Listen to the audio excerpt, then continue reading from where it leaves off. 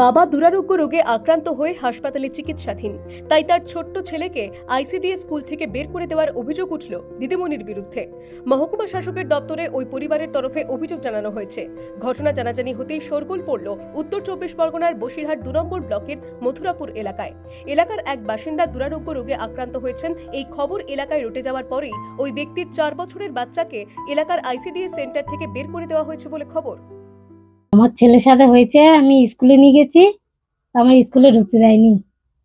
স্কুলে দিদিমণি বললো তোমার ছেলে স্কুলে নিয়ে আসবে না, বললো এরকম ওর বাবা হসপিটালে ভর্তি, তাই ওই কিডনির সমস্যা আর একটু বুকের সমস্যা।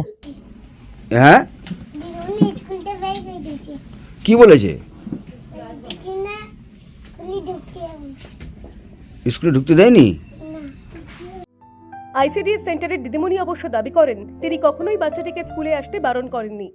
এটা পুরো মিথ্যে অ্যাপ্লিকেশন দিয়েছে ওরা, কারণ আমি স্কুল করেছি, বাচ্চাটা নিয়ে আমাদের সাবমিট করতে গেলে ফটো তুলতে হয়, ফটো তোলা আছে, সে সবই আছে। আর কেউ বলতে পারে এখানে মিস্ত্রিরা কাজ করছিল, আশেপাশে সবাই জানে যে আমি ওকে কি আসতেও বারণ করেনি, স্কুলতে তাড়িয়েও দেয়নি, আমার স্কুলে পড়াশোনা করেছে, খাবার নিয়েছে, সবই করেছে। এটা মিথ্যে কথা।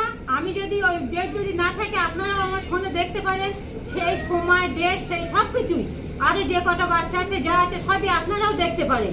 আমি কোনো রকম অন্যায় করিনি এতে, ওটা পুরনো ছবি না, আপনারাও ফোনে দেখে নেন। একটা ছবি তুলিনি, আমি অনেকগুলো ছবি তুলেছি। একটি কিডনি বিকল হয়ে যাওয়ায় এক সরকারি হাসপাতালে চিকিৎসা চলছে ওই যুবকের। উত্তর 24 পরগনা থেকে প্রতীতি ঘোষের রিপোর্ট, দ্য ওয়ার্ল্ড নিউজ।